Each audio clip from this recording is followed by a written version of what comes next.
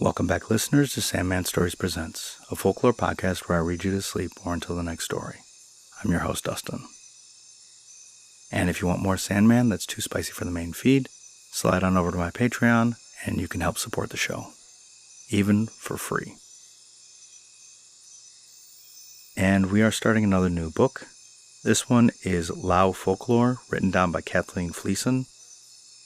In the first 4 stories, the storyteller tells us the origins of people and what it's like to live in the jungle, and how if a white person can't steal anything, it must really be nailed down. Okay, let's begin. A Child of the Woods. Deep in the forest of the north, there is a large village of jungle people, and among them is an old woman who is held in reverence by all. The stranger who asks why she is honored as a princess is thus answered by her. Verily, I have much boon, for I am but a child of nature. When I was a young maiden, it fell upon a day that my heart grew hot with anger. For many days the anger grew until it filled my whole heart. Also, my eyes were so red that I could see but dimly.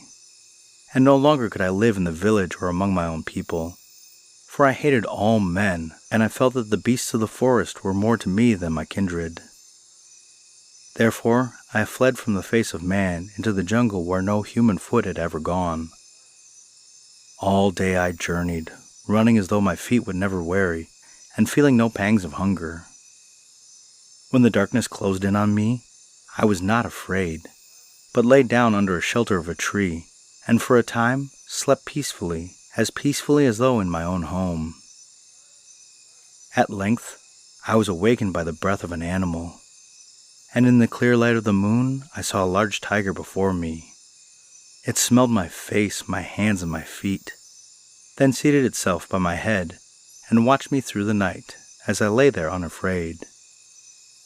In the early morning, the tiger departed, and I continued my journey. Quieter was my heart. Still, I disliked my own people, but I had no fear of the beasts or the reptiles of the forest. During the day, I ate of the fruit which grew in wild abundance, and at night I slept beneath the tree, protected and guarded by fierce wild beasts, which molested me not in my sleep. For many days I wandered thus, and the nights were secure, for the wild beasts watched over me and protected me. Thus my heart grew cool in my bosom, and I no longer hated people. And after one moon had gone, I found myself near a village. The people wondered to see me approach from the jungle, dreaded as being the jungle of the man-eating tiger. When I related my story, the people were filled with wonder and brought rich gifts to me. For a year and a day, I lived there, and no more wild beasts molested their cattle. But my heart yearned to see the face of my kindred again, so laden with silver, gold, and rich garments, and seated on a howdah of an elephant. The people escorted me to my own village, and here I have lived in content in these 100 years. The end. Alright, and the next part of the story, the Enchanted Mountain. The hunters who were continually going about from place to place, climbing up high hills and descending into deep ravines, and making ways through the jungle in search of the wild bison and other game, tell strange tales of an enchanted place on the top of a lofty mountain. There is a beautiful lake, which is as bright and clear as a drop of morning dew, hanging on the petal of the white water lily. And when you drink of it, you are no longer weary. New life has come into you, and your body is more vigorous than ever before. The flowers on the margin of this enchanted lake are more beautiful than those that grow in any other spot, and such is the love of the cherished spirits for it, that they care for it as in no other place in the world. Bananas of a larger growth than can be found in the gardens of man, and oranges sweeter to the taste than those we will ever eat are there. The fruits of all the trees, more beautiful to the eye and richer than man can produce, are there, free to those who can find them. All the fowls usually nurtured by man and flocking about his door are there, and they are not afraid of the presence of a hunter, but come at his call. Should the hunter wish to kill them, his arrow cannot pierce their charmed bodies to deprive them of life, but the arrow falls harmless to the ground, because spirits protect them and their lives are sacred. Great fields of rice are about this place, and the hunter marvels at the size of the grains and the strength of the stalks. No field tended by man has seen grain like that which the spirits nourish. Many men, on hearing of this wonderful mountaintop, have sought it, but all have returned unsuccessful to their homes, saying that there is no such place on this earth. Only the hunter, who has chased the game through the jungle, over the streams and up the steep mountainsides, when tired and discouraged because the coveted prize has gone beyond his reach, is rewarded for all his labor when he finds himself in the garden of fruit or on the margin of the enchanted lake, whose waters give renewed vigor to his wearied body. Often, when the hunter desires to eat the flesh of these fowls, he endeavors to kill the fowls, but no effort can take their life, as the spirits hold them in their care. No mortal can harm them, nor can the hunter take any of the fruit away, for as he leaves the spot, no matter how he may hold it, it vanishes from his hand. Thus no man who has not seen the place has eaten the fruit nor drank of the water, so many doubt of their existence. For such is the heart of man, that he must touch with his hands, see with his eyes, or taste with his tongue, before he can believe. Nevertheless, on the top of that lofty mountain there is a lake with cool waters, clear and beautiful, where the fowls swim on its surface or drink from its margin, and the grain and the fruit ripen for those who are loved by the spirits, and are led by them to this cherished spot where they may rest and be refreshed, and then return to their wives and children, and tell them of the care of the spirits. The little ones, who have heart free from guile, believe. The end. Okay, and part 3 of this chapter. The Spirit-Guarded Cave. When the people of the far north were molested by their foes, and were in continual fear, they consulted each other, saying, "Our lives are spent in trying to escape from our enemies, and no joy can be ours. Let us flee to the south country. If the people make slaves of us, we can at least know that our lives will be spared. And life, even in slavery, is better than this constant fear of our enemies, destroying both ourselves and our dwelling places and taking our cattle for their own."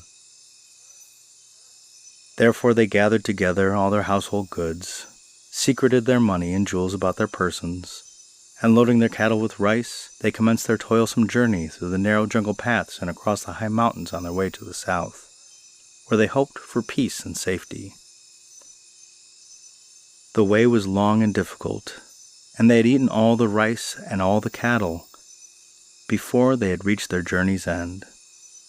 Then they used their money to buy food so they could have strength for their journey, and they whispered to one another that people looked with covetous eyes on their hoard of money and jewels, and they feared that they would be slain because of the greed of the people. One man, wiser than the others, said, "Why do we endanger our lives for our possessions? Can we not find some secret place in which to leave our money and jewels, and when brighter days come, we can return and find them as we left them?" All the people cried, "Your words are wise, let us do accordingly." And as these people were loved of the spirits, they were led to a deep cave in the midst of the wood where man seldom came. And there they left their possessions in the care of the spirits, who promised to guard them until in the days when, life being brighter and more secure, the owners could come back and claim them. The people journeyed on to the south country, and there lived as slaves. Many generations of them lived and died, but they could not escape nor come to claim their vast wealth and jewels, which they had left in the care of the spirits of the cave. The story became known, and the inhabitants of all the surrounding countries went to the cave and sought to secure the treasure. But such was the care of the spirits that no man with safety could enter the cave. A light was instantly blown out. If a man came down into the deep pit in the chamber where the treasure was, the spirits blew their breath upon it, and it was no more. Everyone tried to obtain the treasure, and from all parts of the country the people came. But they could not overcome the charm which the spirits had placed upon the cave. One man even went into the treasure chamber and filled his hands with precious stones, but he was overcome with a deadly sickness and forced to replace the jewels in the treasure chest and flee for his life, so as to escape the wrath of the guardian spirits. Even the white foreign strangers, who have come into the land and placed their strong hands on the elephants and the trees of the forest, claim them for their use, were baffled and driven back by the faithful spirits when they endeavored to enter the treasure chamber. And for all time this treasure shall remain there. For if the white foreigner, by his wisdom or by his craft, fails to obtain it, verily it will remain untouched forever. The end. Okay, and the fourth part of the story. The mountain spirits and the stone mortars.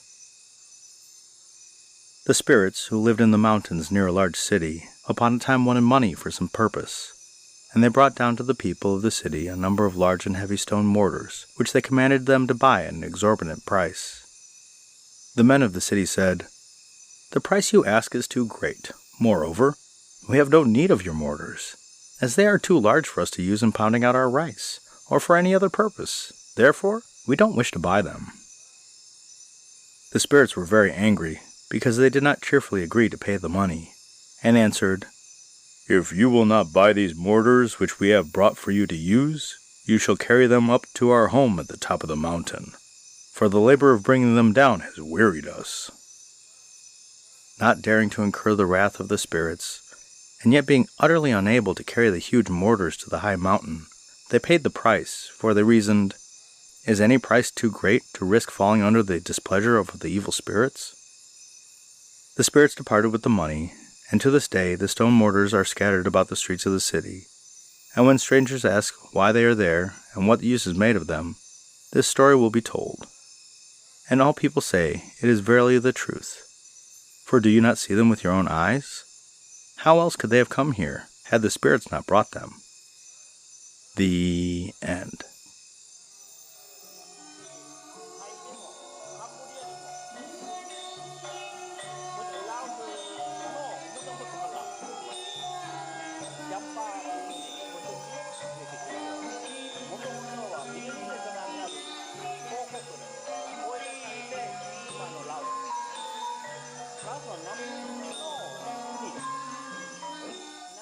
This was an interesting beginning to the book.